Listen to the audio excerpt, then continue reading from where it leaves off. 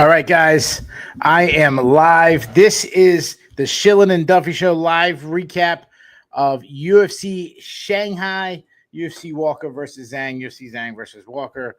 I'm your host. My name is Keith Shillan. Sorry, I got to fix my laptop a little bit there. Shout out to everybody in the chat. Obviously, this is a much different recap show than we normally do. Some housekeeping I'll do right away. First of all, it's going to be a solo show. Ben is on vacation, so that's why you're getting me. I didn't reach out to our usual partners in crime. You know what? Might as well do it right now. Deb, hit me up. You can jump on if you want. But usually, just come in there. I think he has access to jump right in. I didn't reach out to Dev or Dane or Adam just because I wasn't sure what time I was gonna be able to do the show. So obviously the card went down in Shanghai at 3 a.m. Here in the East Coast. Obviously the live 3 o'clock their local time, 3 p.m. their local time. I actually was up as I was called into work, so I was actually up till 5 o'clock in the morning. I couldn't watch it live. Got a couple hours sleep. Jumped in. I said, you know what? Let's do a recap show. As I don't have the busiest day today. I got some things I got to do, but I figured I'd jump in, discuss. And you know, for a card, you know, in other countries, usually these, we don't get these often, but every once in a while we get one of these like crazy 3 o'clock show. It usually is stacked with all international fighters that a lot of people aren't interested in. And obviously there was a ton of international fighters, a ton of Chinese fighters. There were 7 Chinese fighters on the card. But I said on the previous show, I'm just killing time trying to get Dev on here. If on the previous show, I said how, for a card that's kicking off at 3 a.m., they actually had a pretty good lineup. You had obviously former bantamweight champion Aljamain Sterling, former challenger Brian Ortega, a multi-time challenger Brian Ortega. You had former title challenger Sergey Pavlovich, guys like Charles Johnson, who's a ranked flyweight, some rising stars coming up like Alonir Kavanaugh. So overall, talent-wise, it was pretty good. I'm just gonna jump right into it. I don't even know if Dev can come in if he. See if I can invite. I don't know if he can come in. He's not responding to me. He's probably trying to get on, but let's see if I can invite him. I think I can do it like this. I know I usually don't do this live. I usually just let's see. Sorry, this is great. It's just great entertainment. So just some other housekeeping. Obviously, Ben was on vacation this week. That's why I did the preview show for both this card, and now I'm doing the recap show without him. He'll be back next week. We have the next card is the France card with Imavov and Bahayo. Sorry, guys. I'm trying to talk. That's actually a pretty deep card. That's also actually our earlier time too. That's at 3 p.m. Thankfully here in America. But Dev will come in a second. But all right, main event. Johnny Walker took on Mingyang Zhang. Walker going into enemy territory. The first real tough challenge for this rising star from China, Mingyang Zhang. And Johnny Walker pulled a pretty big upset, winning by second round TKO. We'll get right into it. The fight started with Walker like faking a touch glove and diving in for this terrible double leg shot where he ended up finding himself on bottom. I hate that stuff, but with that, like, I hate fake touches. Like if you're gonna fight, just shake your head. No, I'm not touching the gloves or whatever. And then if you want to do a flying knee or you want to run a charge guy, so be it. I just don't hate the fake stuff, but I do think one thing that Walker did in this fight that was smart, not necessarily that shot, as obviously that didn't work out the way he wanted to, but I think it was smart to wrestle Zhang and wrestle him early. Obviously, Zhang was on this incredible, I think it was like 12 fights in a row. We had first round knockouts. Now, a lot of those guys had some terrible records and everything, but even in the UFC, if you count the road to the UFC, he had 4 straight first round knockouts. So I think it was smart of Walker to kind of try to zap his power a little bit, try to wrestle him, try to tire him down. That's not why he won, but I think it was smart trying to get past that first round. Everything was going pretty well for Zhang. He obviously, Walker really didn't want to stand and bang with Zhang, but when they had to slug it out, everything was going really well for Zhang. Zhang was landing some really good shots, his right hand. He was landing a lot of stuff on the breaks, landing some elbows inside, stuff like that. I don't know where I don't know where I don't know what Dev is. I think he said he was going to come on and then he left me stranded. Anyways, the Bob Simpson is in the chat bragging about Charles Johnson. Well, yeah, it's a good call. He leaves out that he makes like some bold call that he gets wrong every single week. But yeah, I'll give you the one you got right. Nice job.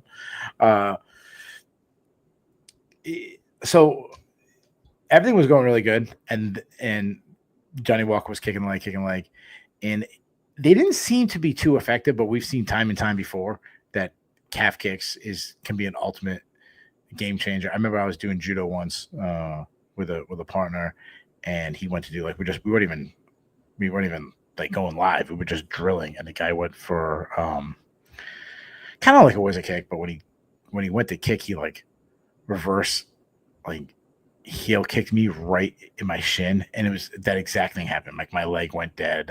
I was like stomping around, my leg just kept giving out on me. So I do have an experience of what that feels like. And obviously, I didn't have the adrenaline these guys had going, and yeah, that guy wailed me with a kick, but not the same that like a Johnny Walker could do. But that's what happens when you keep getting the calf kicks that went out. Everything's going well. Then one kicked him, his leg stumbled. Walker kicked him again, and the fight was over. He couldn't stand. Walker started teeing off on him.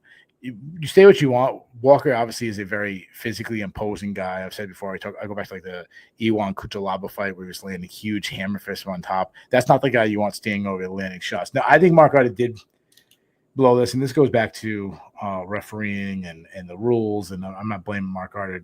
I'm blaming the whole sport. But at one point, Johnny Walker, when he was standing over Zhang, he was trying to recover. Zhang's trying to grab a leg, trying to wrestle, trying to do anything to survive. I'm not saying this is why the fight ended, but Walker landed this incredible like back fist right in the back of the head. And you hear Mark Carter warn him, but it's like Walker is probably 230 pounds, elite athlete, landing big power shots to the back of the head. If I can land that shot and just get a warning, I would take that every time. And again, I'm not blaming Walker. I'm not blaming Goddard. I'm just saying the sport in general it's just something that's terrible in our sport. No, I'm not saying that Zhang would have recovered or not. I just think that doesn't help. Now, I'm not completely jumping off the Zhang bandwagon, and I'll throw this out to the chat. Do people think he was fraud checked or anything like that, or just a bump in the road? I'm going to go bump in the road because up to that point, there's a lot of things I liked. He was landing clean shots. I think Michael Bisping, who continues to have a horrible night, but one thing he did say correctly is that he needs to cut off the cage better. Zhang was following Walker. I think if he cut off the cage, he would have had times where he could have landed some bigger shots and maybe put him out. Every time he landed a shot, he was hurting Walker. Walker stumbled a bunch of times. So I think there's a lot of things you like. I probably would take a step back. I know obviously when you have that 12-fight first round knockout streak, you're going to get pushed up the rankings pretty fast. I'd probably take a little slower approach with him, especially being that that's a huge market. No Chinese male fighter has really got to the highest level with the elite, fighting for the UFC title and stuff like that.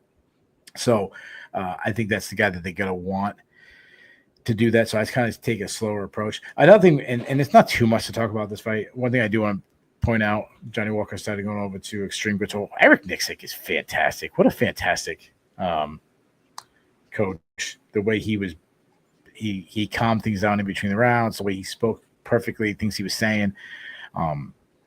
Just continue, like, guys, you're rising up. Go find Eric Nixick. What a great coach. One thing I didn't say in the housekeeping, obviously I'm doing this now it's almost 4 o'clock here in the East Coast. It's not my normal time I record, so there's going to be sounds. I have windows open, so you might hear cars go by. You might hear dogs barking. My family's up. They're walking around. it is what it is, guys. Just just deal with it. Let's do some matchmaking real quick. Walker called for a fight with Jan Blachowicz. I like that. I think that makes sense. I like that as maybe the main event of like some European card or a co-main event of a really big European card, or maybe we put that in a fight night main event, something in the Apex. I think that makes sense. Where Blachowicz up in age, obviously still trying to make a run for the title, probably unlikely, but and Walker, yeah, this is a good win for him. Also a guy that he's going to be high in the rankings, but not someone that many people view as a true title contender. Put them out. You kind of match them up. You put one guy really out of the title contention, and then the other guy kind of takes another step closer, and people can doubt him. Zhang, I'm taking a real step back. Not that I think Walker was too much for him. I mean, he won 99% of this fight up until those calf kicks, but I'm going to give him the winner of Paul Craig versus Modestas Bukauskas. I think that would be a good approach. I think that's an easy, winnable fight for him. Kind of get him back in. I think especially if he goes against Paul Craig, he's probably walking out with a first round knockout anyways. Kind of get some buzz back for him. So that's the fight I do. Let's move on to the co-main event. The co-main event probably, I think in most people's mind, was the main event, other than if you're a Chinese MMA fan. Former bantamweight title challenger Aljamain Sterling took on Brian Ortega. Sterling winning a unanimous decision. There was a lot of stuff besides the action we saw lead up to this that was really bad. First of all, Brian Ortega missed weight by 7 pounds. That was horrendous. You saw the weighing video and photos. He looked like death. Man, he honestly looked like someone who was really sick. You see people near death that look like that in photos and stuff, and that's what Ortega looked like. Other thing, Herb Dean sucks as a referee, and I mean I think refereeing in MMA just generally sucks. But at one point, Sterling punches Ortega in the eye, clearly a punch. Probably, maybe Sterling's best chance to maybe win the fight, or I should say end the fight. And Herb Dean says, "Oh no!" Like Ortega said he got poked in the eye. Herb Dean was like, "No, you got punched," but then let him stop the fight anyways. Didn't tell them to keep fighting. We had this 30-second break where everybody else was telling him "No, it was a punch. Let's keep going." I was like, "What?" Imagine this in other sports. What a mess we have.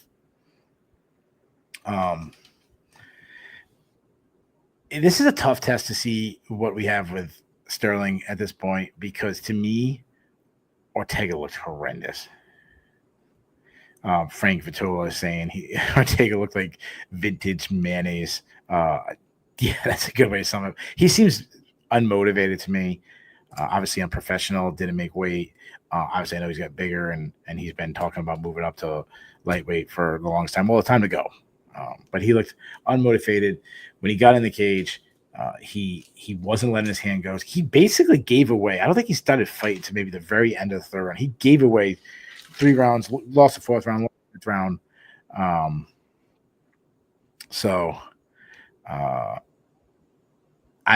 That to me was it was he's obviously got beat up bad in fights, but I think that was the worst performance of his career. Really gave himself no chance to win the fight. Here's Dev. I showed up. We're talking UFC China, and I've already covered 2 top fights, so it sucks to be you. Get ready. But I'm talking about just Brian Ortega's performance. To me, I think it was one of the worst performances of his career. Getting outclassed, when he got outclassed by Alex Volkanovski, fine. He still put himself in a chance to win. He didn't give himself a chance to win. He didn't throw punches, didn't step on the gas, gave away probably the first 2 rounds before he even started being somewhat competitive. And I don't blame. I thought this fight sucked. I don't blame Sterling one bit, because you know why? I kind of think about. I know you're not a big football fan, but I think about it's the dink and dunking of a football. The defense gives you that 5-yard pass, you take the 5-yard pass and just keep doing it. And that's why I felt like Sterling. Why would Sterling take any chances? Jab, move, kick, jab, move, counter, jab. And he's just cruising to victory, banking round after round and round. And I'm like, if I'm his corner, I'd be telling him to do that. If you can take a free inch over and over and over again, you'd be a fool not to. The worst part of it all is like in the 5th round, like Ortega finally had the right idea, like to just press the little dude and hit him with shots because Sterling didn't have a ton of dangerous offense coming back on the feet. And then like in the last round, Ortega kind of, started to do something where like if you would have done this from the jump and like just pressed him, put him on the back foot, maybe he had an avenue to success. But man, Ortega's done. Like he's done. Yeah, and we've seen this with fighters, and obviously, I've always felt this with guys who fought for the title multiple times, getting close, but then lose, and they get that number one contender fight. They lose that, and they kind of no longer really viewed as a true threat to the title. You kind of lose motivation. I kind of feel like that's what's going on with him. Obviously, I'm speculating. I don't know really what's going on in his head.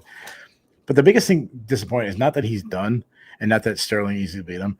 What bothers me is we had two of the greatest grapplers, probably in those middle division history, really, like two of the greatest. I don't want to say the greatest, but two of the greatest. And we got very little grappling at the very end of the 4th round, a little bit in the 5th round.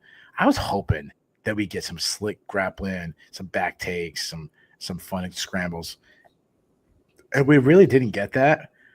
I remember the 4th round, say what you want, you talk about Sterling's grappling and this. It's his fight IQ. There was one point, there was about, 30 seconds or so, he's on top of Ortega. Ortega's pressing against the cage. And he's just keeping heavy pressure, so he's not giving Ortega any chance to catch a submission. Then, like, the 10-second clapper happened, and he's like, okay, the chance of if he locks on a sub on me, maybe an armbar would be tough, but if he locks on a triangle choke or some kind of like guillotine or something, I could probably survive. So I'm going to posture up now and start landing power shots from on top. And I'm like, this guy's freaking brilliant. Last week when you and I were talking about Aaron Pico going to a camp and we were like fighting nerds, I also think Ray Longo and those guys would be a good coach for him too. Yeah. Because they know how to corner their fighters really, really well. They know how to give them, besides the Matt Frivola, Ray Longo thing, typically they give really, really good in-fight coaching and just stuff like that. They hear the clicker, they probably had that. That's when we're going to posture up. That's when we're going to do our thing. It was disappointing though. And I did have a feeling that it would be one of those things where Ortega is like a willing guard player off of his back, and Sterling was just like, maybe I don't want to entertain that. Like, I'll just, stay away from that. But it did not look like the Chimaev Burns fight, where Chimaev was like, maybe I don't want to entertain Burns' ground game, and it turned into a brawl. This didn't. No, and that didn't unfold that way. And to me, that was completely on Ortega. Ortega could have turned this a brawl. The funny thing, he talked about having an advantage in the striking over Sterling, and before this fight, I think a lot of people would have agreed with him there, but he didn't give him that chance. Like, he simply he decided not to throw. The fight was so bad, the Chinese crowd was booing at times. China's not the area. The Asian market is not the ones that boo. That was a great crowd tonight. Real quick to touch on that, like from the beginning, like they were, they were loud. They were really cheering on their fighters. So to be booed in that environment, it's definitely not Sterling's fault. The same way. No. Take what they give you. That was get a win. Get one of the biggest wins of your career, name wise, not performance wise, but name wise, and get a couple steps closer. Now he wants a title shot. He called for a title shot. He's not gonna get a title shot. I've done this thing. I do this thing with Ben. You're the UFC brass. You pick up the phone. How many phone calls down? Volkanovski wants to defend the belt. We'll say November. How many phone calls down do you get to Sterling? I think he's probably number 3. You're calling Murphy. You're calling Evloev, and then you're calling Sterling. So I think his call out was bad. I'm going to put him against Yair Rodriguez. Another guy kind of in the same category as Ortega. This guy who's been one of the top guys in the division. I think that'd be a fun scrap. Obviously, the striking of Rodriguez, and even though he's actually very underrated on the ground, and then the grappling of Sterling. I think that'd be a really fun fight. What do you have for Sterling? And Yair Rodriguez could end up looking like he did against Frankie Edgar too, against Aljo. It's funny because let's go way back. Yeah, that's like 8-9 years ago back then. for little Frankie Edgar, who is now in BKFC. He signed with BKFC. If you didn't see that, I'm sure you did. He crushed Yair, and maybe Sterling could do the same. I think Sterling versus Yair makes a lot of sense, or the loser of the Lopez Gene Silva fight. Like that could be pretty fun and cool too. Sterling's problem, he could have got a title fight if he would have gone out there and like squeezed Ortega's head off in the second round. It'd be tough to jump. It'd be tough to jump Evloev after Evloev just beat him. But that was a really great fight, and I know some people thought that Sterling won. It was a really good fight. That's what I expected here, man. And when we talk about phone calls, if Gene Silva beats Diego Lopez, he might be second or third call from the top. Or maybe he might be number one. He may be the first call, especially if the way that Diego Lopez fights, that with the way that Gene Silva likes to finish people and fight people in general, that could be violence delivered on a silver platter. With Ortega, man, this whole thing, like, how did you feel about his weight cut issues going into the week? I did find it funny, though, that Sterling was like outright bashing the UFC, saying like, I'm fighting for 5 rounds and I'm not getting 5-round pay. Well, with this weight adjustment, I'm sure you did get the pay. That was he got his moment to demand what he wanted. Yeah, that said, he's right though. 1000%. He's getting effed over. Yeah, you're fighting 2 extra rounds for the same price, same money you're fighting, And then he had his worst round in the 5th. I mean, I still scored in the round, but that's the moment he, took some damage and everything. I'm not going to go back into. I already talked about the weight cut with Ortega. Oh, sorry. No, it's all right. I mean, obviously, I thought about putting Ortega on the cut list. He's lost a bunch. I'm saving him. I'm going to put him up kind of like a one last shot. I have an idea. Force him up to lightweight. I'm putting like a loser leaves town fight. I'm putting him versus Michael Chandler. Yeah. And if he stayed at 45, I don't think he can make it. But if he did, I think that's like the perfect opponent for Aaron Pico. If he could make it there. But maybe like a loser leaves town fight, or like maybe let's get like Jim Miller a win or something. Him and Jim Miller at 155. I think there's a better chance of him fighting at 170 than fighting at 145 again. He looked so bad this week. I don't like the fight was off, and then I went to UFC.com, and there was like a little transcript in there, and it was like UFC representative Hunter Campbell says the fight is now moved to 153, and this whole week Ortega was talking about fighting at 55. I'm like, the way he looked, like I was watching Sterling when he like shook Ortega's hand at the face-off. Ortega looked like he had been sitting on his toilet for 10 hours. You know, when you get stuck on the toilet too long and you hobble. that's what he looked like. And fuck, that was like one of the. That's how someone dies in MMA too. Yeah, if I would feel better. I know we talked about it already. Sorry. Yeah, I would feel better with him at 145 if he never talked about lightweight before. If we never heard that rumor and he just was like, "Wow, he had this really weird weight cut." Then you say, "Oh, maybe it was some travel thing."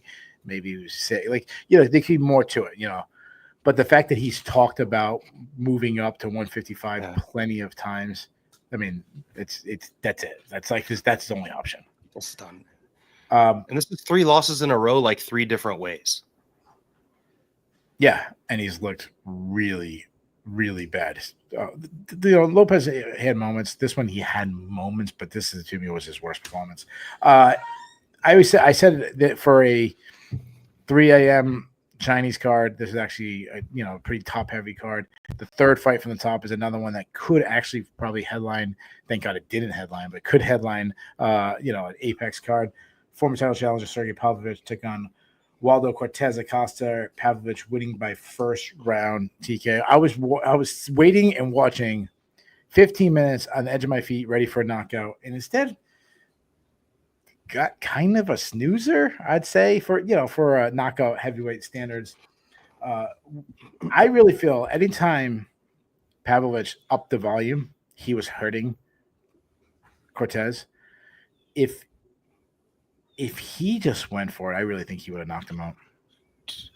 I know I missed the Johnny Walker fight, which sucks because I actually had a lot to say about it, because like him and Pavlovich are suffering from the same like Say it all now. fucking Seriously, just say it all. Okay, Johnny Walker's a broken fighter. SBG kind of ruined him. Like now he has this like weird state of the outside game where he like just circles away from his opponent's power hand. And if anyone that has like decent footwork and can cut off the cage can literally just hit him with a big looping hook and fucking kill him because he's not durable at all, like the way that Volkan Ozdemir killed him and tons of other people have. They kind of corner him against the cage and just blast him. Johnny Walker's best chance to win fights is to make it like the Khalil Roundtree fight and just make things a brawl. And it's like all the things he used to be good at were just like siphoned from his tank. It's absolutely ridiculous. Yeah, he needs to Johnny Walker. He need not the like post Tony Ferguson Justin Gaethje where he still could have wars, but he's more polished. He needs to be like the Michael Johnson Justin Gaethje. Yes, just a terror. Like and it's if he fights a bunch of mid-level light heavyweights and is just willing to go out on his shield every time, he will be much more successful. Yeah, I agree. I totally agree. Just because he's 240 pounds at light heavyweight, he's like 6'5", he's fucking giant. And like, look at the Paul Craig win, look at this win. Like if he's got the, like his killer instinct is crazy. It's like the second he sees someone hurt, he'll kill him. But it's like they're not, his team. And, I know he's at a new camp, so maybe Eric Nixick can kind of bring that back out of him. Unfortunately, all the knockouts he's suffered, maybe. Anyway, I don't even think he looked good in this fight. Like all he did was just circle out. And then the second he took the middle of the cage and landed like 3 leg kicks, Mingyang Zhang just was like, I can't take these. So I don't, that just shows us where he's at, and I'm not mad about like the shots to the back of the head or whatever. Like you got a dude that's just rolling around in front of you and, whatever. But Pavlovich also has the same problem where like he's kind of become like a broken man where like, just like you said, like he needs to be a juggernaut. Between Tom Aspinall and Volkov, just like, I don't know what they did to this guy, but you've got Waldo Cortez Acosta in front of you, a guy that hasn't hurt anyone in quite some time. And you were like, we were comparing you to Francis Ngannou. To me, he's a guy, again, to go to like, I like to compare it to other sports. He's a baseball player who, if he's a pitcher, he can throw 102-mile-per-hour fastball and he keeps trying to like paint the corners with curveballs and changeups. And it's like, dude, throw the 102 right by, like throw the 102 right by the guy. Like that's you. Or he's the imagine Aaron Judge, this guy who hits 60, 70 home runs, swing for the fence, and you're having the guy bunt, or you're having the guy, push the ball to right field. Like, dude, swing for the freaking fence, hit a home run. That's your game. Go kill him. Yeah, you might strike out more. In this case, you might get caught and knocked down and rocked, and you might get knocked out by Tom Aspinall. But like, you got knocked out by Tom Aspinall, it's Tom freaking Aspinall. He's the best fighter in the world. He's the baddest dude on the planet. That happens. Okay, maybe you're the second baddest or the third baddest. But go for it. So, and the worst thing is, I'm watching this fight, and to me, Acosta put himself in the position to get knocked out. He was in that warning track for the majority of the fight. Every single time Pavlovich feinted at him, he leaned. He would lean to his right and load up because he was trying to catch him coming in. And I'm like, dude, throw 2 feints. 1 feint to get him to load. Throw that second, like feint the left to get him to load. Feint the right to get him to throw that punch, and then you counter after with a left hook, and you would have put him out, or you would have hurt him, and maybe the second or third shot would have put him out. That was what was frustrating. I'm watching this chess match going on, and I'm like, Pavlovich should never be in a chess match. No, he should be. It should be a hammer versus a chessboard. Like that's what his fights need to like. He needs to just same as Johnny Walker. Like you guys are meant to just go in there and. You're never going to be the technical person in the division. You're never going to be able to be the champion. It is what it is. Like you need to just go in there and be a juggernaut. Like you got to go in there and be the Kool-Aid man. Just fuck shit up. Like that's what Pavlovich is great at. Yeah. Yeah, exactly. And maybe if he took the same approach against Aspinall again, maybe he knocks him dead. Yeah. Like honestly, if you were saying right now, if you're going through the division and you said, give me one guy to beat Tom Aspinall, isn't he the obvious choice? Because you're not going to beat, the way I view it, is you're probably not going to beat Aspinall skill-wise over 25 minutes. No. But maybe you beat him skill-wise in a 5-second window where you land a big shot and he doesn't. Yep. You know, yeah, like you have the grenade in your hand. The way that their fight went, it was a coin flip every time. I don't know if I can trust Pavlovich to be willing to do that again, though, and that's the problem. Well, all right. So Dirty Reich says the difference between MMA and baseball is the other guy is throwing heat back. Welter can correct it. Yeah, yeah. The baseball player, the guy has a baseball bat swinging and hitting home runs too. You know, you can't connect with a 102-mile-per-hour fastball. That thing can go over the fence. The thing about Acosta is I'm watching him fight, and I'm seeing an avenue for him to win, and he's not taking either. He's standing directly in front of him instead of moving more. And where's the leg kicks? Yeah. He starts kicking the legs. I don't know if you saw. I mean, especially with Pavlovich, he's got that pale skin. Mm-hmm. He's got a welt on his front left leg. Yeah. And I'm like, dude, and I understand that early on he threw a leg kick and Pavlovich counted him with the right hand, and I'm sure they get you a little gun shy when I threw this kick. He blasted me. But all right, so throw a feint up, get him to raise the hand, and then kick it. Or do something like that. And or just jab him to the body over and over again. And it zaps his power. You go to the body, it zaps his power. You go to his legs, it zaps his power. The big danger he has, you're bringing it down. Yeah. Instead, he's circling. He's trying to counter with this looping overhand right, and it was just so predictable. I thought it was a terrible performance by Cortez Acosta. His team only watched the Volkov fight in preparation, but unfortunately found out the hard way that he's also not Alexander Volkov. He did try to take that similar type approach, to avoid prolonged exchanges. But Volkov is, maybe the second best heavyweight in the division right now. He is. Yeah, obviously not counting John Jones, leaving him out. Yeah. Maybe even including John Jones at this point. Well, I don't know. Maybe. John Jones beat Steven Miocic, so take that for what it's worth. Yeah. Antoine Willis, he says that he thinks Waldo gets a loser of Volkov first. I'm going much, much lower than that. I'm kind of. There's not a lot of contenders, and I don't know if Waldo has reached contender status yet. Or he's ranked, unfortunately, or ever will. But to me, he's one of the guys with a little bit more upside than other guys, and he's a fresher face. I'm getting him right back a win. I'm getting him Mohammed Usman. I'm getting him a win. Did you have a name? Tai Tuivasa is still in the UFC rankings. He's still in the UFC. Is he still fighting? What's going on with Tuivasa? He's eating right now. Honestly, that's probably an easier win for Acosta than even Usman. I think Usman's an easy win, but Pavlovich,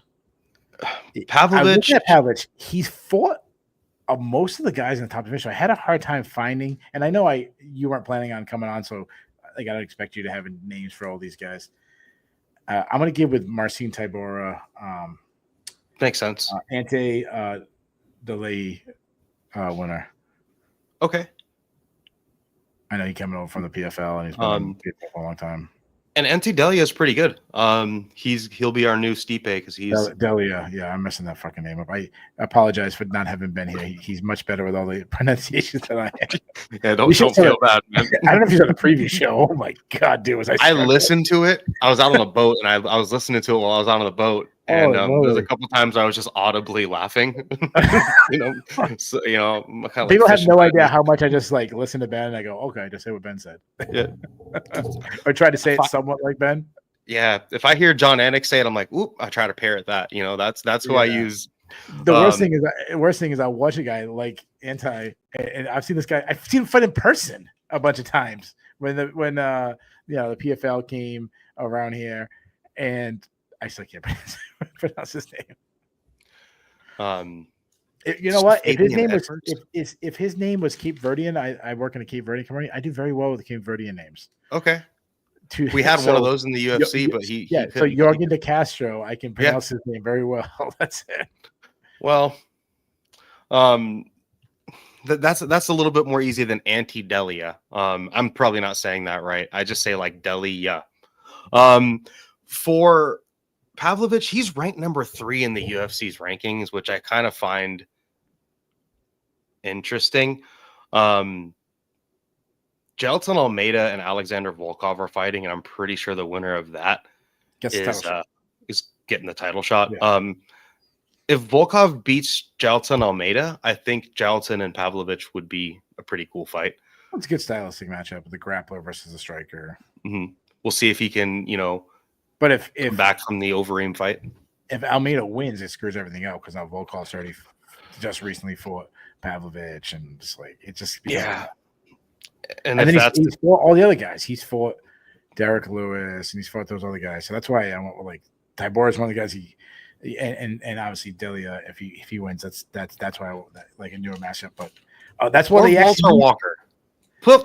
Can Walter Walker hit a knee bar or a heel hook on Sergey Pavlovich? He probably could. There's a 40% chance, and it would be absolutely hilarious.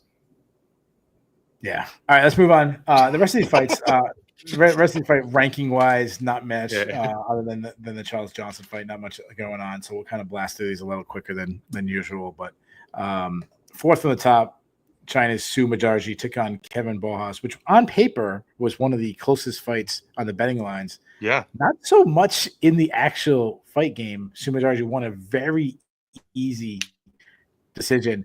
I'll let you take this off. To me, I got 2 comments, and I'm ready to move on. So, guys, what do you have to say about this fight? Borjas is just a dude that's like, I'm never going to be able to get a read on this guy, I don't think. Because like he looked good against Josh Van, and then he gets like knocked out by Alessandro Costa, and then like he looked good against Ronaldo Rodriguez, like he looked really good, really sharp. He almost finished him, and then in this fight, like he's just riding a fucking wave of, it's confusing because like Suma Durji's good, but he's not great. He gave him the exact fight he wanted. He gave him a distinct kickboxing, a low output distinct kickboxing. Yeah. Against a guy who's got like 6 inches of reach, 6 inches of height. Like if you said, you know what it looked like?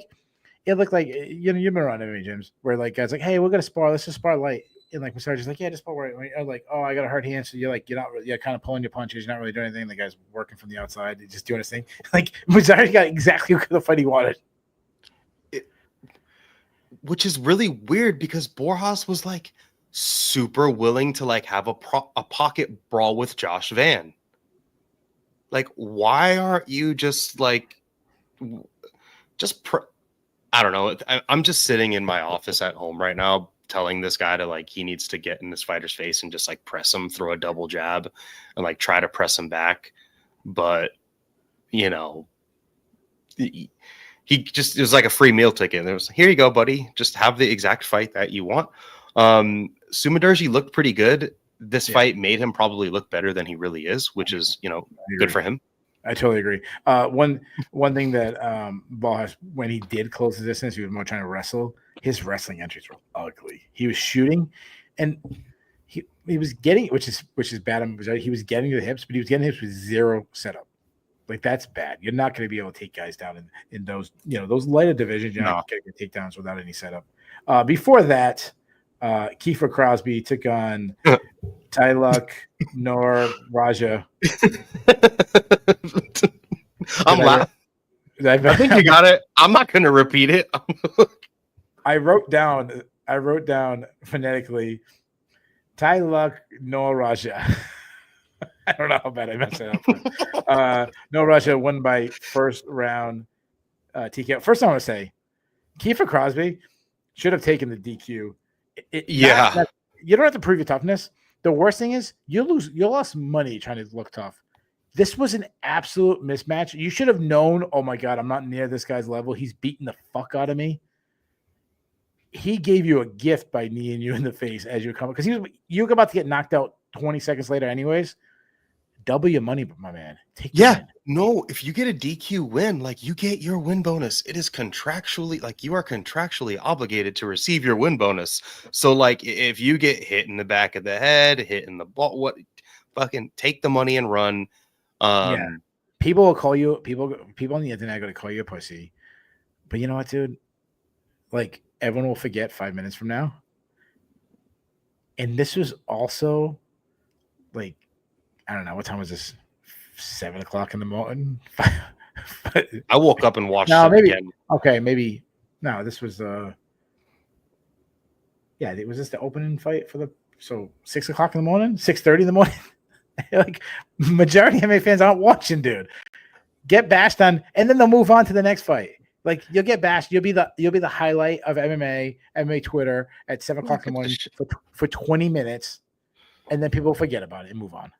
Take the money. Here's the thing. I'm pretty sure, unfortunately, that all of the current MMA and UFC fan base doesn't have a very high opinion on Kiefer Crosby anyway. So, like, what the fuck does it matter? And if every single person in this chat wants to call me a pussy, but double the money in my bank account, put it in the chat right now. Like, dude, I'll take it. I mean, for a couple. Tell me what you want. I don't know how much money he got paid. He would have got paid. Say it was like 10 grand. I don't know. I'm just say it was 10 grand. I take a knee from Tylug Noah Raji for 10 grand. Yeah. But I will say this. I thought Goddard, I'm not a fan of the refs tonight generally. I think Goddard in this one moment he was on. He was good. Except for he screwed up one thing. He said that it was malicious, and if it's malicious, you don't have 5 minutes. You actually and Aaron Brown said posted this. And I'm taking his word for it. He posted like this little chart thing I saw on Twitter, and I'm taking his word for it because I think he's one of the best media guys there is. But basically, if you say it's malicious, it's an automatic DQ. That there isn't a 5-minute recovery, it's automatic DQ. Okay, again, so just because it's in the laws, that doesn't. It's like, well, the speeding tickets say this, but no one ever follows it. So I kind of think that's the situation. I think that's the situation. You know what I mean? Like it's the rule, but no one follows it that way. Well, the first week of the Contender Series, not this past Tuesday, but the one before, we had a very blatant headbutt. That would be malicious to me. Like, did you see that fight? What? In the Contender Series and the main event, not this past Tuesday, but the one before with the first headbutt. One. Yeah. Like, that was malicious. Why isn't that a DQ? Well, everything's malicious. Like, everything, when you throw a knee to knock a dude. Yeah. No, that's what I'm saying. Like, the rule says that. And again, I could be wrong. I'm going simply off of what Aaron Branstad is saying. And I might even be misinterpreting. Mind you, I'm scrolling Twitter and sure. At the ass crack it on. I'm not reading the rule book, so I'm just going by a chart that he said. But I think it's one of those ones like there's rules in place. We have rules in your town has rules, your state has rules. There's rules that are written that just you don't follow. And I think that's kind of what happens is you don't follow, you give them the 5 minutes. Color it outside the line a little bit. Either way, what I do like is that he went 2 points because that is not just okay. That has that kind of fight ending. And then you saw it right afterwards. He just shellacked him. It was like 20 seconds later, the fight was over. Anyways. Yeah, they're like 2 points. Okay. It's like, funny. Kiefer, you don't get your money. You get to go back out there and get punched another 20 times. You got 2 points, Keith. Yeah, there you go. I love Michael Bisping at one point before the knee. Raji is about to finish the fight. He's dropping elbows. Kiefer Crosby's head is bouncing up and down between the elbow and the canvas, and Michael Bisping goes, "Oh, he's defending those elbows well." It's like he looked like Allen Iverson bouncing a basketball. Like, what are you talking about? The fight was about to end. He's telling him defend. I'm about to stop it, and Bisping's like, he's defending very well. Like, well, the problem was he's got one bad eye, and then the other good one was probably stuck behind one of the fence chain links. So he didn't have a good view. We've got a guy with one eye calling fights, man. Hey, Ninja Kitty gets even better point. We didn't mention this. Yeah, and he's gonna get cut. He's gonna get cut regardless. He's gonna get cut after this now. So you don't even get like you're not being like, oh, you stay loyal to the company and they're gonna repay you or something. It's like no, they're kicking you. Like, you know what it was? It's like getting fired from a company and they offering you this like the severance package and you're not taking it. Like they offer you're leaving, you're fired. Here's $5,000 to recover. Like, nah. Yeah. I want you to speak fond of me as I walk out the door. It's just the most MMA thing. It's just the most MMA thing either. It's like when Renato Moicano turned down the like $250,000 from the antitrust lawsuit. Yeah, like what do you Like, so just Naraji, stupid. I will say this. I liked a lot of stuff I saw him on the regional scene. He's young. He looks good. I mean, you can't really judge his potential against Kiefer Crosby because obviously you took the lowest possible opponent in the UFC. But he's Sure. definitely some guy that but there's a good chance I'm picking him to win his next fight. Another fight that was really close on the cards, Mahashati taking on Gage Young. Young winning a unanimous decision. Mahashati, this fight is all right. Take Sumadaji, Kevin Bojas, and everything that Bojas did wrong, and now flip it. And this is the exact Mahashati should have looked at what Sumadaji was doing and did that. Yeah. Bojas should have looked at what Gage Young did and did that. Gage Young got inside, probably giving up even more size than Sumadaji was doing. Got inside, wrestled when he had to, and Mahashati does not know. He's this huge guy, and he has no understanding of distance striking. No teep kicks, no jabs, no jab to the body, nothing. Stands directly in front like an old school Muay Thai kickboxer. It's like, dude, you're a foot taller than this guy. What are you doing?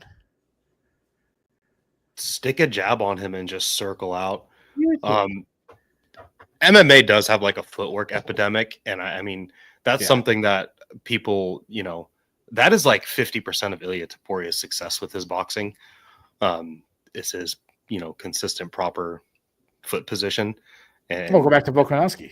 All things he did, cutting angles well and moving and Max Holloway, like all the most successful dudes. But Mahashati is just, I don't know. He's another one of those guys where it's like he's gonna have one great performance where you're like, oh shit, like this guy's gonna do something. He's gonna corner that Chinese market, and then they fly Gage Young all the way out to Shanghai, and try to put Mahashati in what they thought would be like a winnable fight, and he just like doesn't fight well, and Gage Young just did everything in his power to win. Yeah, the second and third round were clearly for Young. There's like no way to score it otherwise. The first round was kind of close. I gave it to Young, but I could see it. I could see an argument for Mahashati. But this is easily a win for Young. And the commentary team were talking, especially at the very end, making it sound like Young needed to finish. This fight's over. And I'm like, did you not see that he's in the betting? They post the live betting odds. The live line. He was negative 1050. Like he's over 1,000 to 1. Yeah. He's 1,050, 1050 favorite to win. It's like, what are you talking about? He clearly dominated this fight. I don't know. Bisping on the commentary lately is just like, and I used to listen to the comment and be one of those guys like, I don't know why everybody gives these guys such a hard time. And then I think DC actually gets a little more than he probably deserves. But Bisping. So I said it before. I like DC. I like DC. One, obviously, he has his wrestling breakdowns and he can be really good and way better than anybody else. But also, what I like about DC, and I've said this before, he has this like John Madden quality to him where he's kind of goofy. He's a jovial. He's like the jovial, fun kind of chubby guy that'll still kick your ass. Yeah, Bisping tries to be that, but he just says stupid things, and like just. I feel like he just throws things out there. You know what he reminds me of? And I love this guy's comedy. But oh God, who's that guy? He just says things out in the atmosphere and they're like super funny, but that's what Bisping's trying to be. The freaking hillbilly guy who goes on Joe Rogan. Theo Vaughn. Yeah. He's like he's trying to be like Theo Vaughn. We just like I was listening to Theo Vaughn talking about freaking doves and pigeons are like doves that smoke. It's like, what the fuck are you talking about? But it's hilarious. Like Bisping just talks, but it's the complete opposite. Like you're not Theo Vaughn. Like, dude, you suck. Yeah. Bisping is. Yeah, I don't know. He did have one. He did. I was watching the Shi Ming knockout from Macau, and I was like watching that this week a couple times. I was actually showing it to my chick. And DC did have a good call. He called her Dr. Sleep. I was like, okay. There you go. That's kind of cool. That's like the only cool thing Bisping's ever done. And that was a year ago in Macau.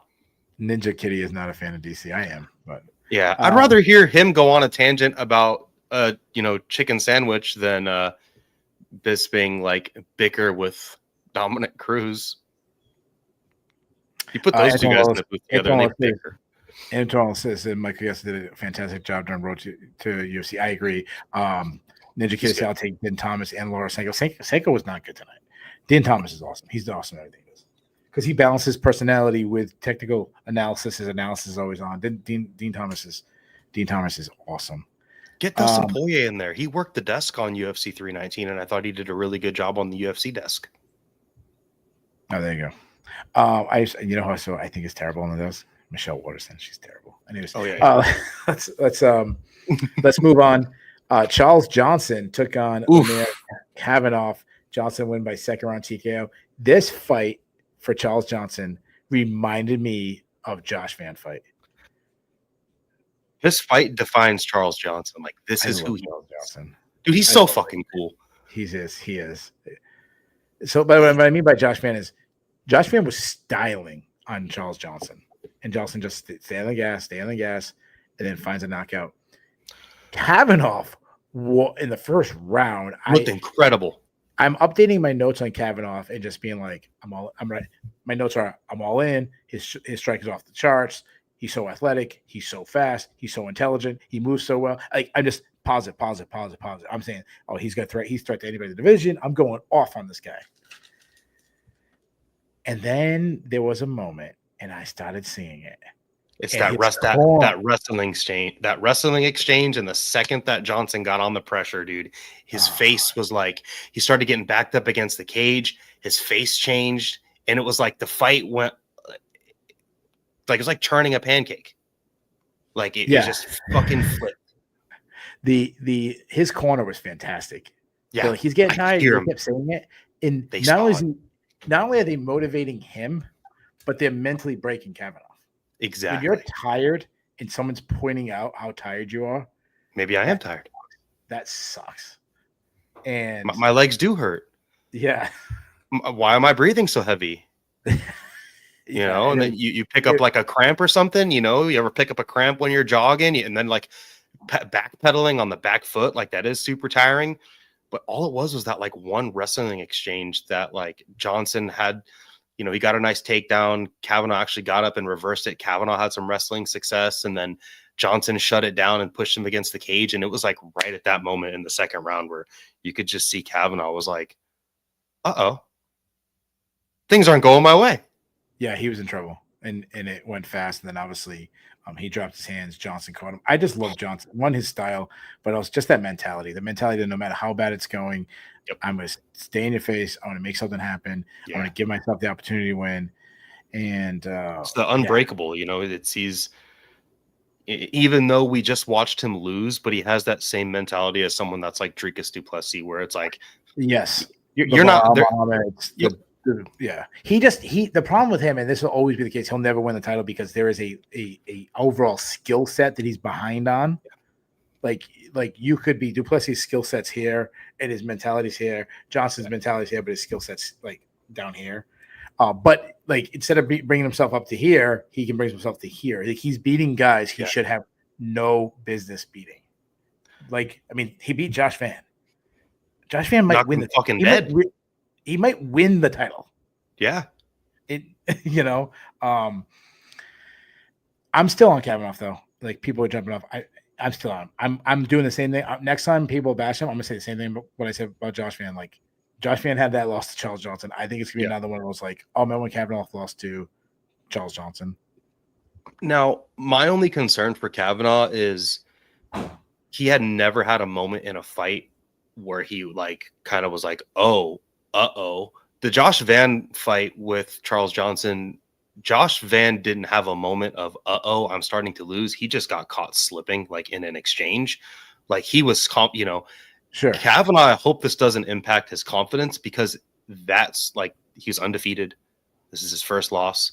He got knocked dead. He had that moment in the fight where you could, like you could almost see his skin tone like get more pale in that moment. So here's my thing is how many other guys in the division can do this the way Johnson did? Tim Elliott, maybe. Two different at flyweight, maybe a lot. I don't know, man. Who presses the pace like that? There's a lot of movement. There's a lot of skill. I say Tim Elliott, Josh Van. Yeah. I'm not. Royval. Yeah. I'm talking about the mid tier guys. I'm not talking about. I'm talking about those mid, like where he doesn't reach. When you get to the highest tier guys, they can all beat everybody. They can all. Yeah. They all. I'm talking about those mid, the Charles Johnson, your Tim Elliott. Like that's it. Who else? I mean, maybe one or two guys I'm forgetting about, but maybe Tim Elliott. But if he can just continuously be that dude where his fights where he's like, if he can make a lot of these fights look like the first round of this fight where he looked incredible. Maybe like Temerov would be a problem for him, and maybe like Steve Erceg, maybe because they can like, I don't think Erceg. I don't. Erceg's the one thing, and this is something that I'll throw it up there. Somebody just said this. I want to put it up there. I apologize. Who just said about this lack of size? Dirty Reg Loner is small. Where is that? I don't see. Yeah, he could probably beat like Asu Almabayev. Like because Asu Almabayev's like not a dangerous foot guy. So Erceg's a guy that he's big. He'd be a lot bigger. Yeah, and that is an issue. But skill wise, I think Kavanaugh would be styling on him. Yeah, look what Ode Osborne did in the first round. And again, it's different. I know you can't say compare and everybody looks different, but I'm still on the count. I haven't jumped off yet. As far as Johnson, I want to matchmake this guy, and I get the perfect matchup. And I just said his name. I want to see Johnson versus Tim Elliott. How fucking tell me how fun that fight would be. I think it'd be great. I think that like even though he lost to Temerov, like I think that was just like a bad matchup for Johnson, and he's ranked like 15th in the division, and maybe he'll get a bump up like over Bruno Silva. Maybe they'll move him up one. But like I wouldn't be mad if he fought Tim Elliott. I also wouldn't be mad if he fought Manel Kopp. Like Manel Kopp needs a fight. He needs to come back and get a win. Like I wouldn't even be mad if they did that. If Kopp doesn't start him in the first round, that's what I want to see. That's a bad fight for Kopp. That's what I want to see. 5 minutes. That's one of those ones like if it goes in the second round and Kopp like dropped him 2 or 3 times, and all of a sudden it's like Johnson's plus 900. That's the guy. I'm not a gambler, but that's you start throwing money on him. Yeah, I'm on the back foot. This guy's he's a long combination puncher. Yeah. The way he caught Kavanaugh like exiting the pocket with that southpaw lead hook, like dude, that shit was dope. He's a big boy. Let's go through this fight really, really fast because this fight sucked. It did. Austin Hubbard took on Rongsu. Oh, man. Rongsu was just too fast for him. Also, Hubbard is a bad athlete, and Hubbard is the complete opposite of Charles Johnson. He doesn't put himself in the best position to win. He's had fighting moments. He's had fighting little an moments outside in this kickboxing match. Yeah. He needed to be on the gas and be in his face and not give him any air. And instead, he just stayed on the outside and just get picked apart. He looked terrible. And he kept landing that body kick. I'm like, dude, do something with that. Like he had little tools that were successful, but Rongju just was like you said, way too fast. His hand speed was too fast. I think Rongju let Austin Hubbard off the hook like 15 times in this fight. Yeah, he was cruising. Rongju was cruising. At the beginning of at the end of the first round, he's like pointing to it's like, bro, you have 2 fucking rounds left, dude. Yeah. Everybody's trying to do this thing, and it's just like, it's what the kids call clip farming, and it's just not fucking working out, and it's quite funny. If you watch Jorgen, I almost called him that. Waldo Cortez Acosta did the same thing with Pavlich for one second. He didn't point down, but at one point Pavlich hit him with a shot, and he did like a come in. It's like, dude, you haven't come in. You haven't come in the pocket one time the entire fight. You haven't stepped forward the entire fight. It's like telling a guy, "Oh, let's sling it out." Like okay, do something. It's just getting funny. Shout out to Max. Speaking, I think that guy's a legend. But Max Holloway might be my favorite fighter ever. He's up there. He's up there. Oh yeah. He's in my handful. Yeah, he's in my top 5. If you gave me my top 5 favorite fighters ever, 2 of them fought each other a million times. Volkanovski and Max Holloway both are in my top 5 ever, and obviously they fought each other a million times. So, he's gonna be the only dude that do that.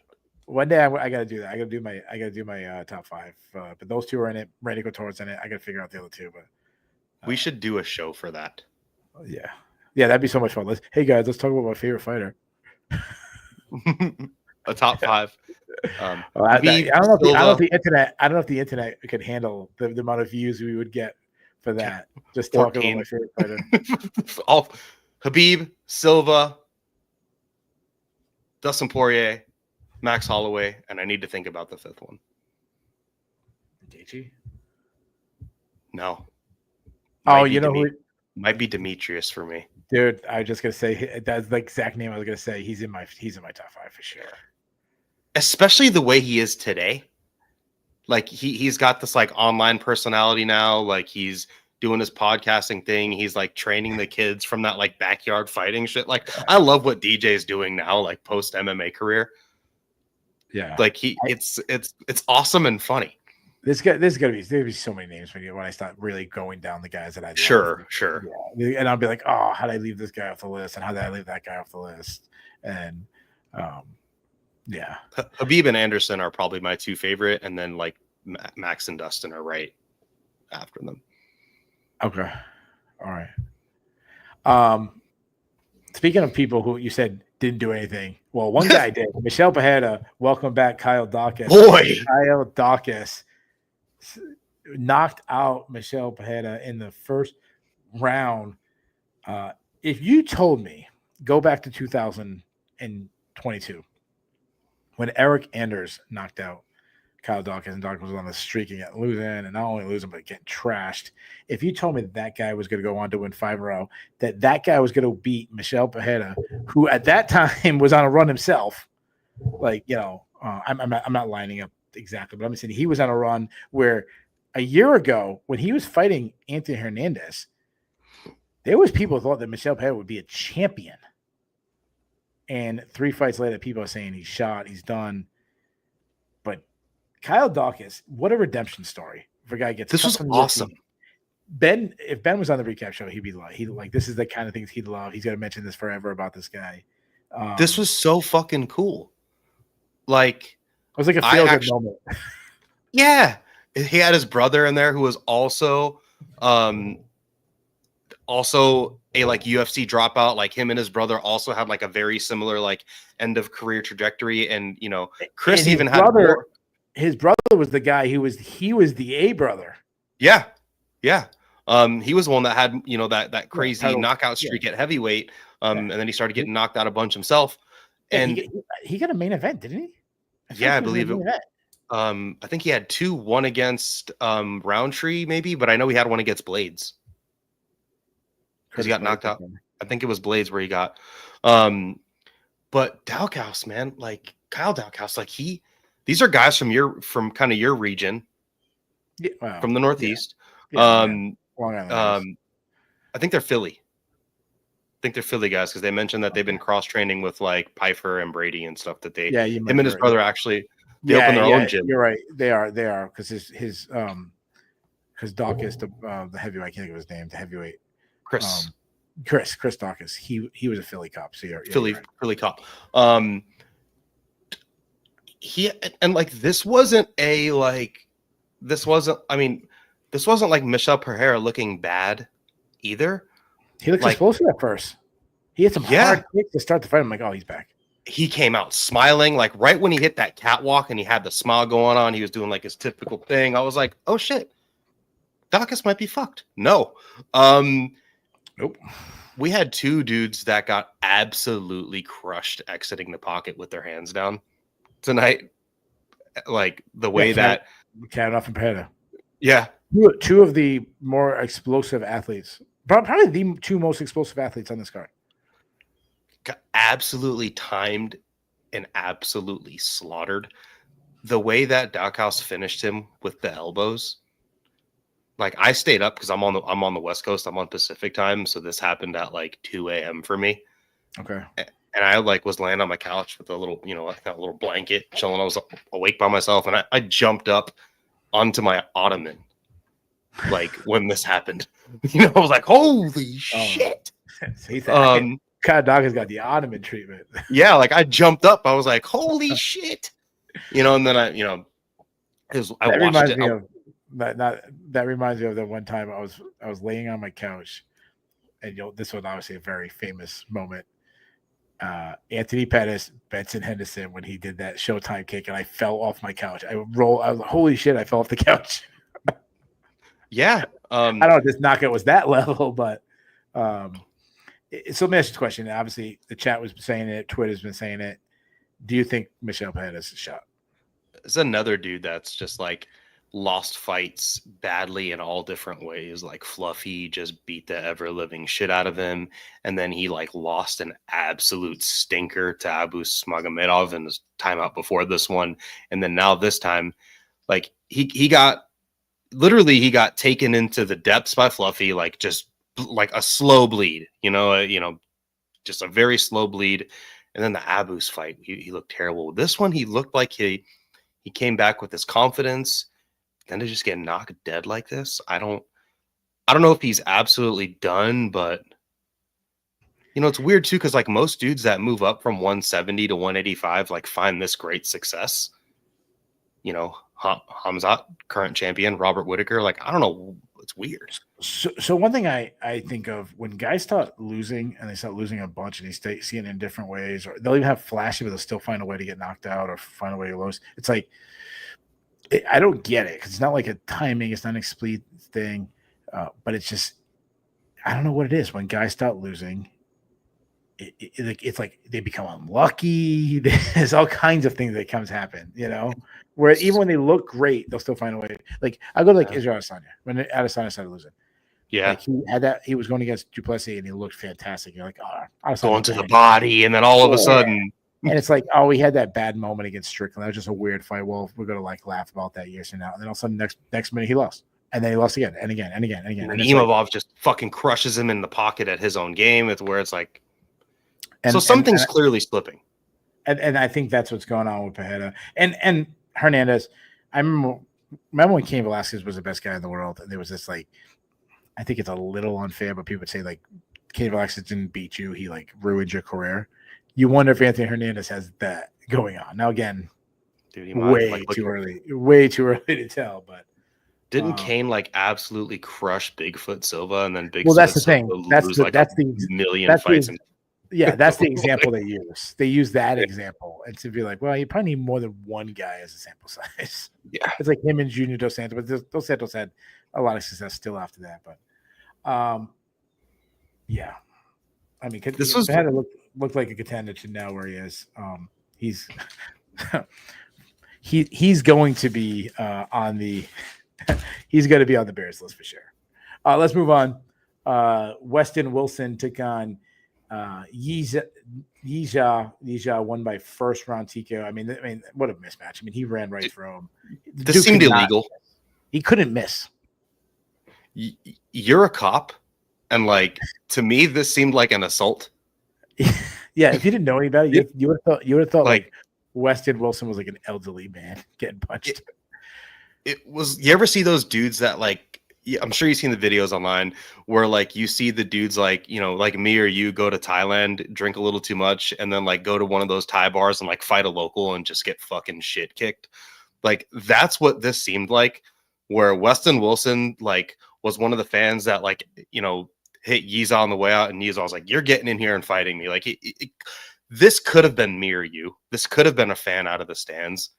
Like I don't think the result would have been any different. It's called Fight Circus. Yes. Well, I like how you said like the results wouldn't be any different. Do you think we could win? Like what? Like no. Yeah. Like, but it would look the same. Like it would, like it. I mean, people said in the chat. I mean, I've seen it. Astral Karate saying Wilson simply shouldn't be in the UFC. I'll say this about Wilson: he will get to tell his grandchildren that he fought in the UFC, and on top of that, he's going to tell his grandchildren he won a fight in the UFC, which is still absurd. But this guy's reached his ceiling.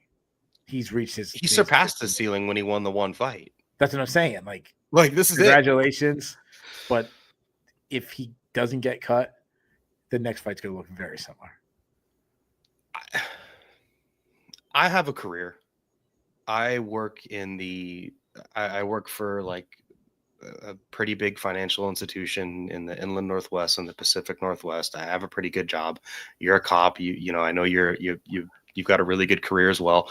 So If I was Weston, this is one thing we don't do is we don't hide behind a curtain. We tell everything. You tell them you work for Bernie Madoff. I do. Predatory lending. We have fluctuating interest rates on mortgage. I'm kidding. It's the 2008 crisis all over again. In all reality, though, like if I was Wilson, I would be looking like there's just got to be something else. You know, like I couldn't. There's no amount of money you could pay me to take his place. I tell him he looks like a solar panels guy. The guy walks door to door trying to sell solar panels. It's just like he's got to be able to do something else. This is one of those things where it's like, dude, you couldn't pay me $100,000 to take the shit kicking he did tonight. No fucking way. And I just look at that and I'm like, he's still young. Like he's got to have something else going on. Like this can't be necessary for the amount that he's getting paid. Like he's got to be getting paid 12 and 12 and 10 and 10. Like he flew all the way out to Shanghai for 10. You couldn't pay me $10,000 to do that. Like it just doesn't. Like it doesn't. Like I'll be taking. And I don't make a ton of money. It doesn't make sense. Before that, one of the best fights on the card, Shillan took on Su Young Yu. Young Yu won by unanimous decision. It was a great fight. I had it 29-28 Yu. It really comes down to that first round. First 2 rounds for you, man. Yeah, that's what I gave Close. it. So you gave it. You scored it the same way. Yeah, I scored it the same way. First 2 for you, but dude, Zhao Long, like the adjustment he made with those elbows, and then at the end of the fight where he threw like a 50 elbow combination, awesome. It was brilliant though because anytime you would exchange, he would crash the pocket. They must have clashed heads like 6 times in this fucking fight. So Zhao was just like, I'm just gonna start. Literally, that shit was like a Little John music video. He was just in the pocket, just literally throwing bows. That shit was so dope and so funny. I was like, he just said, fuck it. He just was like, I appreciate when a fighter, win, lose, or draw, is just willing to have a good time. And you could tell he was like, I'm going to just go in here and throw a fuck ton of elbows and have a blast. One of the best, and I agree, I love like the 50 elbows, and I'll definitely like look forward to seeing this guy fight again. Like he's a guy like I don't think his stock felt. I mean, he's a lower level UFC guy, but yeah, him losing, he's gonna win one, lose one. It'll be cool. Yeah. One of the best things that happened to him was he kept grabbing, and he did it for the shorts, dude. Yeah, he grabbed Su Young Yu's shorts like for long periods of time. In the first round, it was like a minute straight he was holding on, and the referee didn't see. The ref talking to them in English. You need to stop grabbing the shorts. Okay. I don't speak French, but if I just started, you'd be like, Devin, what the fuck are you talking about? Unless you do know French. But it's just like you're speaking to these two, like one guy's Korean, one guy's Chinese, and you're like giving them long commands in English. Like this should be like signed, like internet, like, you know. But like, that said, when he gave him a warning and he understood what he was saying, he stopped. He grabbed it one more time, but he stopped like defending takedowns there, and he was in close, and he started looking for elbows, and he started landing elbows, and then that's when he started throwing the elbows. Like the best thing that happened to him is that he got warned to stop grabbing the shorts. Yeah, he's like, I got to do something else in here. I just want to point out MMA decisions. There wasn't all. I don't think it's a good sample size because it's the 3 a.m. You're not getting a lot of scorecards, but yeah. Let's throw mine and yours in. We both went Shu Young, and I'm doing this just for argument's sake. So if you throw mine and yours in, then it would be 4-4. So I'm currently on MMA decisions. It's 4-2 for Long over Shu Young. So Ryan Frederick or the Wrestling Observer, Danny Segura of MMA Junkie, whoever scored for us. Sherdog. There was Ben. They have Ben for Sherdog. Ben did score, but they also have Sherdog, just like our website. So somebody, I don't know, unless Ben did both, and he went he gave doubled his score. Like like he gave his scorecard 29-28 you, and then he threw out for Sherdog 29-28 Young, like covering both bases. Oh, okay. And MMA went along with MMA Latino America going 29-28 for Song Young, and obviously the great Ben Duffy went 29-28 for Song Young. So really good fight. I don't know if they gave out fight of the night, but if they did, we'll get to the awards later. I think that's probably the lock. And the first fight Uran Satibadayev took on Sati Baldiev. Satibaldiev. Okay, excuse me. Took on Dyer Nugaz. Okay, fuck it, that other guy, Dyer. He's cut anyway, dude. Yeah, Uran won by first round sub. First, I would say Uran looked much better at light heavyweight. Obviously, he looks huge. He went from being extremely small heavyweight to a huge light heavyweight. He's huge. And Dyer is just not UFC level, especially on the ground. I mean, slow on the feet. He rolled right into a punch. Like he turned almost like he looked like a guy who's getting bullied and he's about to get punched by his lockers and he turned to brace instead of trying to avoid it. And then, I mean, on the ground, he looks so bad. He almost got subbed by a Kimura again. Then he got Ezekiel choked. Just that's bad. I appreciate a dude coming down from heavyweight to light heavyweight and immediately Ezekiel choking his next opponent. Yeah, that's cool. That's fucking cool. He's got an 80-inch reach. He's 6'5". He's a big ass light heavyweight. And he could do stuff in this division. If you're gonna just have this weird, nifty, cool takedown, he transitioned. He went from the transition from the Kimura to the Ezekiel, the way he used it to get on top, he's in there doing stuff. He's also from Kyrgyzstan. So Valentina Shevchenko is a champion, so that could buy him a fight on a numbered card in the future. He's light heavyweight. You're muted, Keith. Oh, sorry about that. I want to ask this question before we get to the fun stuff.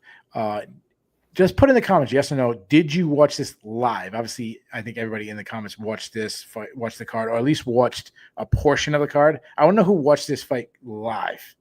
Watched from 3 a.m. or wherever time is your time. Put in the comment if you woke up early, whatever you did. Just put in the comments how you watch these fights. But let's get. Do we have the awards? Do we know the awards? Let's see. And our guy Jay usually throws them into. Yeah, and he didn't.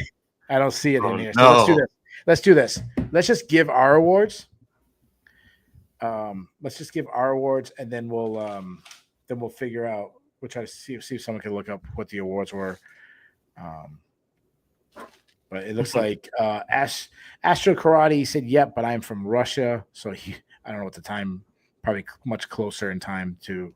It's still probably off, but much closer to the Chinese time. Antoine Willis was seated at 2:45 a.m. Damn, Antoine's hardcore. Ivan Report went delayed, so he was like me. I like I said, I was up till 5 a.m. That's not true. I watched from a hospital room. I can't tell you what I was working on, but I watched from waiting. It's a really bad case, but anyways, watching the Uran versus Dyer fight from waiting in the waiting room at whatever time, 3 o'clock in the morning.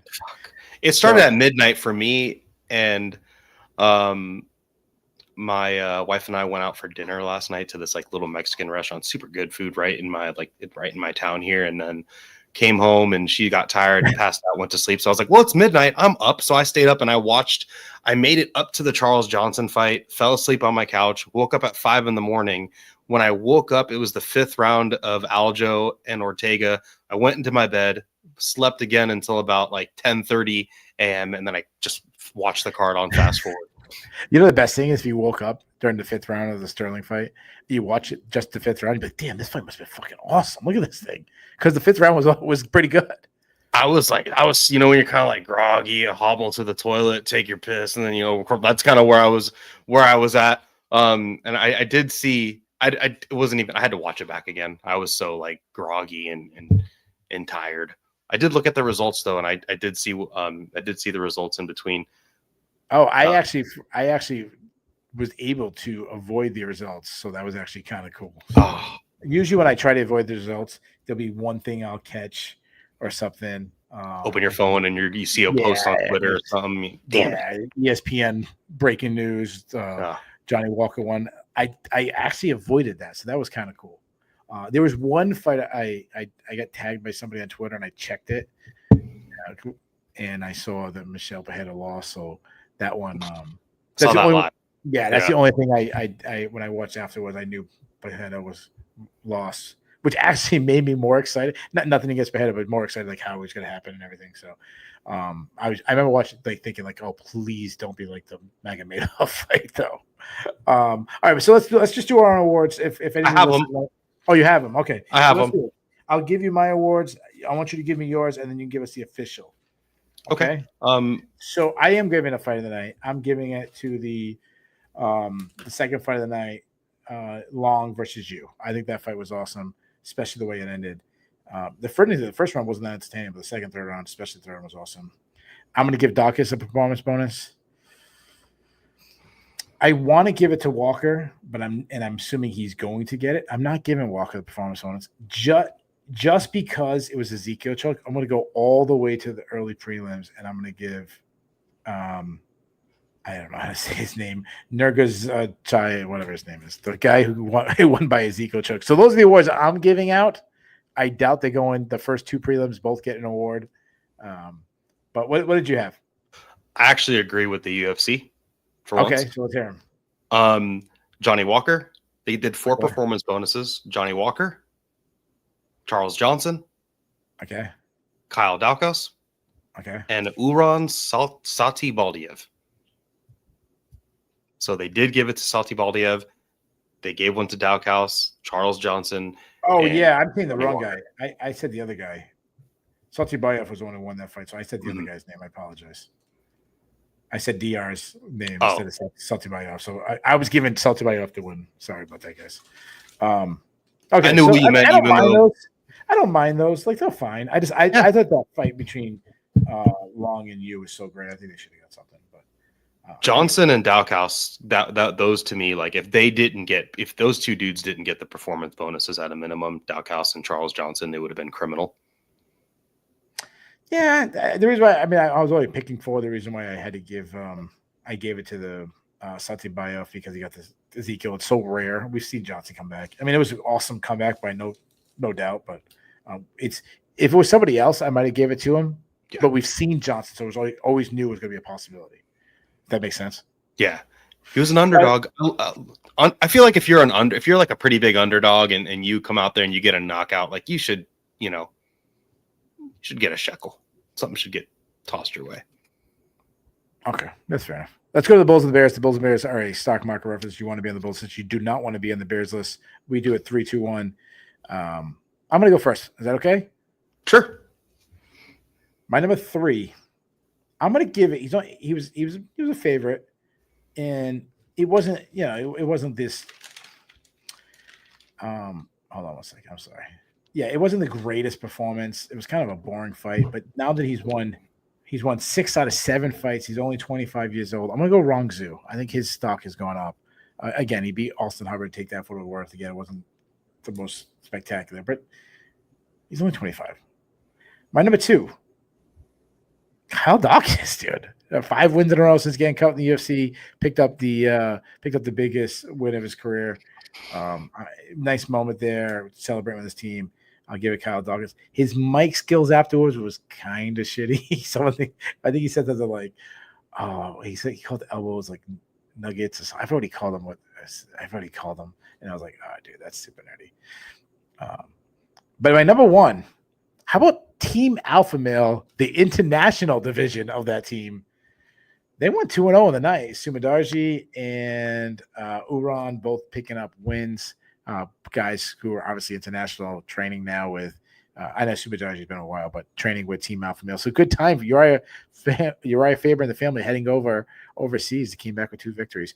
Dev, what do you got? It's really cool that Uriah and Team Alpha Male was able to kind of corner that like Asian, Chinese, type area, and Satibaldiev, he's from Kyrgyzstan, but that's still like actually relatively close. So that's really cool that Faber has been able to kind of corner that market and help those dudes like, Song Yadong and other Chinese fighters cross train there. I'm going to put Yiza on there, even though like it was a complete one-sided shellacking. And I don't think Weston Wilson should figure out a potentially another career path. Yiza did get a win. It was in his backyard. The crowd was literally chanting Yiza like that. That was actually a really cool moment. And it was like one of those, what was it, like Mortal Kombat when you used to fight and you fatality? No, yeah, but not even is it Mortal Kombat or something where you win without even getting hit? Like it's like flawless victory. Flawless victory. Yeah, that literally yeah, flawless victory. Yeah. That's that one was actually pretty damn incredible. Charles Johnson, like, dude, you go out there, you're a pretty big underdog. The fight's not really going your way, but you're still in there. And then the second you start having the fight go your way, it's just like you just slam the fucking door shut on Loner Kavanagh's ability to enter the UFC rankings. Undefeated kid, like, honestly, probably like the most impressive performance on the card. And then I'm going to give it to Johnny Walker. Even though this fight, I don't feel any better about Johnny Walker at all. But I think him getting this win, the UFC seems to have like some branding that they can do with him and Walter Walker since they're brothers. Now they're both coming off wins. Like, this is going to get him another, probably pretty big fight. He called out Jan Blachowicz. That's a terrible fight for him. But he can now probably get himself another fight. He keeps his name relevant. So I'm going to give it to Johnny Walker, even though I'm not higher on him moving forward. Yeah. Let's get to the Bears. Right now, the Bears is me. Have you guys seen it? The sun, yeah. You're getting a tan. The sun is black. I am sweating my balls off right now. You're bearing through it. Yeah, it's like right here. I have the shade up and I'm like, oh my Lord, it's lined up perfect killing me right now. You got to get a fan in there, man. Yeah, I do, but that sun is killing me right now. All right, let's go to the Bears. This is the list you do not want to be on. I'll kick it off. I'm going to start with the fighter in the main event is Zhang Mingyang. I'm going to put him at number 3 because I still feel good about him moving forward. But the problem is they set this up. This is supposed to be the showcase fighter. This was in China. He was main evented. The fact that they put him above Sterling and Ortega and then realized, like, man, Sterling Ortega is the best fight in the card. We're still going to make that 5 rounds. Even Pavlovich and Acosta. Yeah. Oh, yeah. You put that. Yeah, exactly. So they put him in a situation. This is a showcase for him, and then he ended up losing to a fight that he was winning dynamically. Obviously, his stock has gone down. My number 2, Michel Pereira. I mean, lost 3 fights in a row. People asking if he's done. It looks that way. Not he's got his back against the wall. I wouldn't even be surprised if he got cut. I don't think he's going to get cut. And my number 1, I think this should be everyone's number 1. It's Brian Ortega. Obviously, he started the week off terrible, missed weight. He looks unmotivated. He lost 2 fights in a row. He's lost 4 out of 5. He's lost 5 out of 7. It is not going good for Brian Ortega. So he's my number 1 bear. Do you have anybody else? I mean, Ortega's got to be on there. Like I agree with everything you said. I don't even know if he's got a lot of name value, and he's done like commercials and stuff with branding partners of the UFC. So like, I'm not sure. I will also stick Michel Pereira on there. I agree with that. Like, this guy had a ton of hype moving up a division. He went out there and had those wins against like Michelle Olejniczuk and stuff. And then all of a sudden he's just ran into an absolute brick wall 3 times in a row. And then I'll also add Loner Kavanaugh because he had a lot of hype coming over and he was undefeated and in this division at 125, and maybe he has a similar trajectory to Josh Van where he gets knocked out by Charles Johnson and is now in a title fight.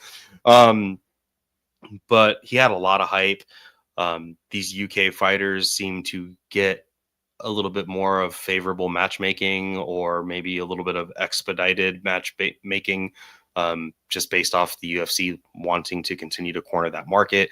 Tom Aspinall's a champion. Paddy Pimblett's out there. Like, there's, if you're a young fighter from the UK, this is a big opportunity for him. And to, it wouldn't have been bad if he lost like a close decision. That might have been controversial, but, I'm not going to say he got exposed, but there was a chink found in Loner Kavanaugh's armor tonight, and Charles Johnson kind of exposed that. Plus, you always lose a little stock when you get your first loss. Yeah. And this would have been, if he would have won it, he was 9-0 going into this fight. So like he would have finally got his double digit. Like 10-0 to me, if I'm looking at a record, means a lot more than 8-0 or 9-0. Like you see the 10, you're like, damn, that's 10 fights in a row. They've had tons of chances to face so many different situations, and he didn't make it to the 10-0. He's now 9-1. Antoine Willis always gets that basketball question in. Who do I have as the GOAT? Kareem's up there. He's not my GOAT. I mean, I'd take the obvious answer. I go with Michael Jordan. But I think I'm not one of these like stern. It's Michael Jordan. End this discussion. I think you can make a strong argument for LeBron. Sure, Kareem's great, but I go with Jordan. But sure. I won't die on that hill. One hill I will die on is it is absolutely stupid to even mention another name. It's laughable to mention another name who's the greatest football player of all time. It's Tom Brady. There's no debate. There's not an argument for anybody else. It's Tom Brady. And I'm not talking about quarterback. The quarterback, forget it. I'm talking about position. I'm going to give you another argument.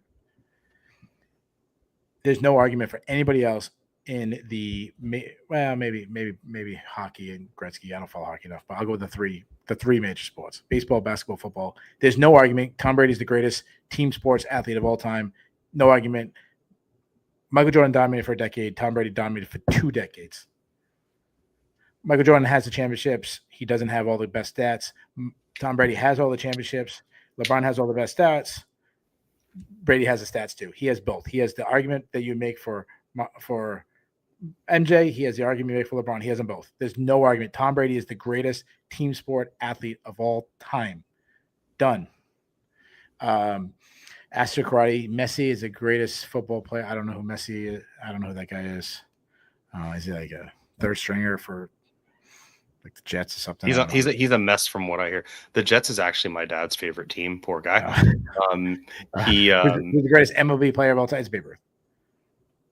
Anyways, I don't want to go too far. I don't want to go too far down the rabbit hole, but it's Tom Brady. I'm not listening to you. I don't make your arguments. I'm not listening. It's Tom Brady. Shut up. You're wrong.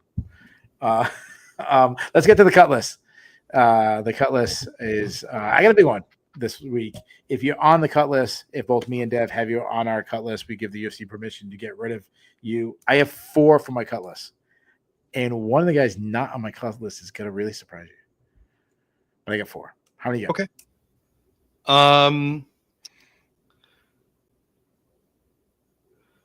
Are you doing it on the fly? I'm doing the show on the fly. Okay, you're doing the show on the fly. So I'll give you the names. You make the argument. Yes. Yep. How about this? We'll do this. We'll do it on gladiator style. Hold your hand up like this. You give me a thumbs up. If he's cut, thumbs down. You want to keep him. Oh, let's do the opposite. Thumbs down. See you later. Thumbs up. That you're keeping him. All right. So do it like the emperor from the gladiator. Ready? Start with the very opening preempt. Duya Nurgozayev. He's 0-2. He's easily been subbed twice. Is he cut? Oh, he's gone. Next one. Been in the UFC for a long time now. He's lost 3 fights in a row, 4 of the last 5. I am cutting Austin Hubbard. See you later, Austin Hubbard. Next one. He's lost 4 out of 5. Mahashate. I am getting rid of him. Oh, Dev has saved Mahashate. Saving him just because the UFC seems like they want to go to China, and I think Dev, there's like a billion people in China. They can find somebody else. You're actually not wrong. You know what? Fuck it. All right, I convinced them. All right, I like that. Oh no, they want to go to China. They can't go there. Mahashate is not on the roster. You know what? Yeah. It's I'm confusing them with like the UK or something. You got literally a billion. Yeah, they were trying to go to like some small rinky-dink country with 10,000 people on a share, maybe. All right, and my last one is not Weston Wilson. I'm giving Weston another shot. He's not UFC level, but I'm using him. I'm giving him he just won his last fight. So he was only on a 1-fight losing streak. But I'm bringing him in to get absolutely squashed by somebody who needs a rebound. But I'm getting rid of Aaron Pico. I'm getting rid of Kiefer Crosby. He's 0-3 in the UFC, 3 first-round stoppages.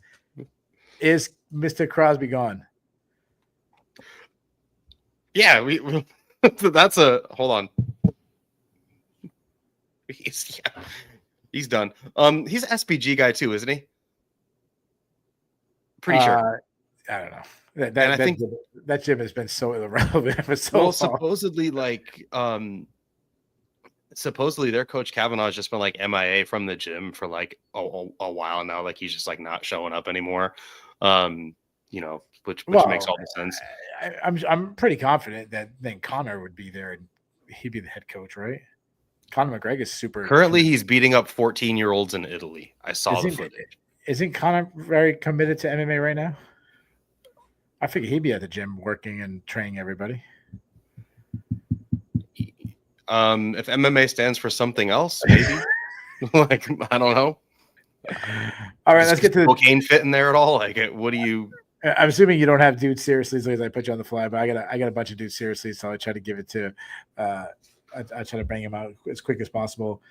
First, I'm gonna start with the UFC. How about the start time? 3 a.m. I know you say, "Oh, they're in China." Come on, China is 12 hours ahead. Yes. Why not do it at like 6 or 7 their time? So it's like the pay-per-view. You know, the fight would end at like 1 a.m. Yeah. And ours would have started here at like 7 a.m. on the East Coast. Would make a little bit more sense. Now, again, I know that the West Coast would get screwed and everything, but it'd make a little more sense. It'd be better for Europe. It'd be better for everybody. Like, come on, UFC, dude, seriously? Or you know what they can do in these types of situations that we've seen like other organizations do? Like play the card in reverse.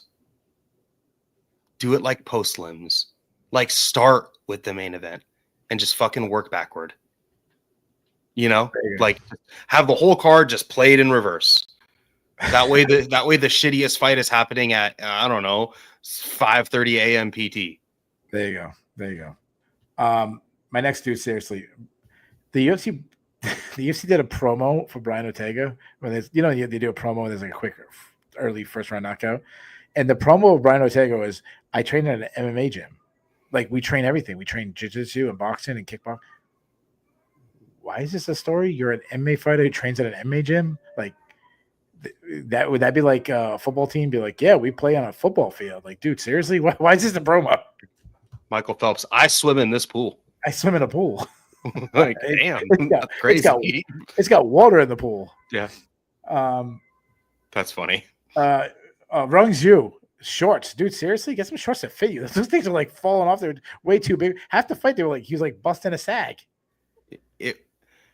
He overestimated his weight cut and then also overestimated his shorts. You know, when I'm sure 2-3 weeks in advance, they're like, hey, give me give me all the clothes size for your fight shorts and your team for the corner. And, he might have meant to check medium and check large instead or something.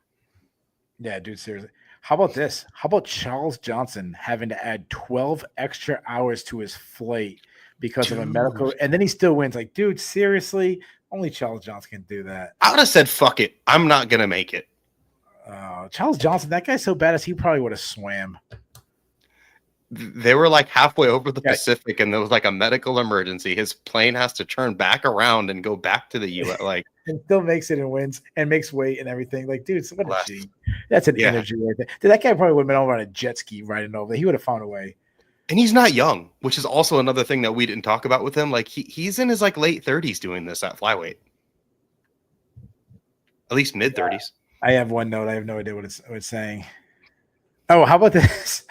All right. Yeah, I don't know. I have one. I can't read my own writing. But, dude, seriously, how about Michael Bisping just mentioning that Kevin Ballhaus grew up poor, just assuming it. He's like, I don't know his background, but I'm sure he had a hard time growing up. Because he's Peruvian. In Peru and everything. Like, dude, seriously? Blatantly xenophobic and he's like that kind of broke.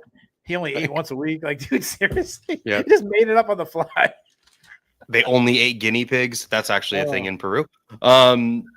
His family ate lots of potatoes. That's where potatoes came from, by the way. Peru. They have like a crazy.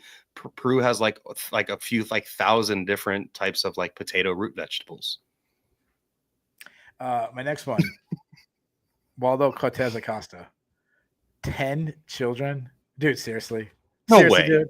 No. He has 10 children. Like, dude, condoms not that expensive, dude. Or just pull out, dude. Dude, seriously? Come on. Like, what What is this? What is I this? did not know What is that this, about like, him. What is like the 1600s, dude? Like seriously, come on. And he really and has 10 kids. my last one, yeah, that's what they said in the broadcast. He has 10 kids. Well, we need to revamp our Nico Price conversations then apparently, and we need to start we need to went from 7. Nico Price has got all what we always talk about him with his 7 kids and Cowboy Oliveira, but Waldo Ortega like 10. Yeah, 10. Yeah, I don't know. Laura's thinking when he got kicked in the nuts, he's like, well, I guess he's gonna have his 11th kid. And my last Good. one, I don't know if you caught this when Johnny Walker won. His corner tried running into the cage, which just let him. Like, who gives a fuck? Like, I understand a doctor says check him out. A doctor can check you out as you're celebrating. He's not running towards Mingyang Zhang. Walter Walker was running toward his brother to embrace him. Yeah, he was in tears. Did you see the security guard come running in? And this guy came running in. They fought in a straight wrestling match against each other. Like, dude, he stopped them too. Yeah, I was like, dude, seriously, that security guard. Well, you calm it down a little bit, my man. Anyways, all right, let's get to the grade of the card. Dev, what was your grade? It's hard to give a grade because I watched it from midnight to fucking 2:30 in the morning, and then I did all the rest this morning, like playing hurry up offense. But I'll say a B-, C. Yeah, I had C+ written down, so it was okay. I think that was all right. Yeah, I'm a little tired. I went to bed at 5 a.m. Woke up at 10. I woke up at 10, but like those 5 hours you sleep, it's like hot, and then like you can hear people getting up, and you never sleep good. So a little cranky, but overall pretty happy. So, and then now watching it afterwards like takes up half my day. So that kind of I'm probably going a little harder than I normally would. But I go C+.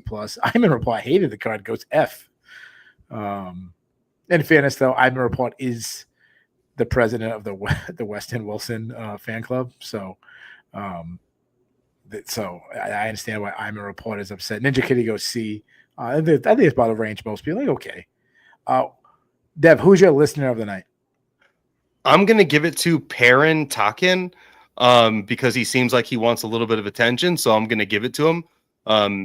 He can also reach out to me if he wants to have any further conversations at all. I'm not hard to find. Damn, Dev's coming out swinging. Holy Christ! That's what he wanted, so I'll give it to him. Yeah, I'm gonna give it to 2 guys. First of all, my man Antoine Willis. I feel like I've given it to him a lot lately. Antoine Willis watched it live, the entire card, so you're listening tonight. But also, I'm gonna give it to Scotty McCree. He also watched it live. So if you got up, I'm not giving it to. I'm sorry, the guy. Who was it? Astro Karate. He also watched it live. He lives in Russia. I'm gonna for him. That's actually been probably a good thing for him. It's the last week's card to be a little tough for him. So I'm not giving you a pass. But if you should have told me that last week, I'd give it to you. But I'll give it to Antoine and Scotty. They'll be as they got up early to watch this card. Anybody does that, you are as hardcore as it goes. So there you guys have it. We have recapped UFC Shanghai. I believe deeper than anybody in the industry will do it. We have a week off, so all those in America that are celebrating Labor Day, hope you enjoy your holiday, kind of like the official close or the unofficial close of the summer. We may be doing. I even reached out. I'm gonna throw this on air. I'm gonna put Dev on the spot on air. It's time to find out who won the fantasy season. We got to do our fantasy. Yeah, September. Is it Labor Day to Labor Day? We got to find out who won. We got to find out how bad I beat these guys. So we'll be doing that show hopefully sometime in the next 2 or 3 weeks. But and then we'll be back. The UFC France card, UFC Paris. I think it's in Paris, right? Imavov versus Bahayo. It's actually a pretty good card. So I believe me and Ben will be back doing the preview of that. We'll be doing the recap show. Dev has his show. Make sure to check it out every week. He never misses a week. He's way more hardcore than me and Ben. Check the kick. Ben, excuse me, I almost called you Ben. Dev, tell me about that show. What do you got coming up? I planned on doing a recap of this card, but I did that now. So I'm gonna find something to talk about, and I'll talk about it. Do this then. You didn't get to do a full recap of the main event. At least do the main event. I will do the main event. All right. I'll find something else. Maybe I'll talk about Bo Nickel. Yeah, yeah, the PFL. Yeah, the PFL. You can talk about the ESPN deal. Yeah. There's a lot of stuff coming around. There've been some matchups that made recently that are some pretty good matchups. So there you go. So you guys have it. Thank you so much, Deb. Thank you guys for listening. Obviously, this is a weirder hour than we normally do, but I appreciate everybody who stuck around with us. Hope you enjoy the rest of your weekend. We'll see you in about a week. Thank you.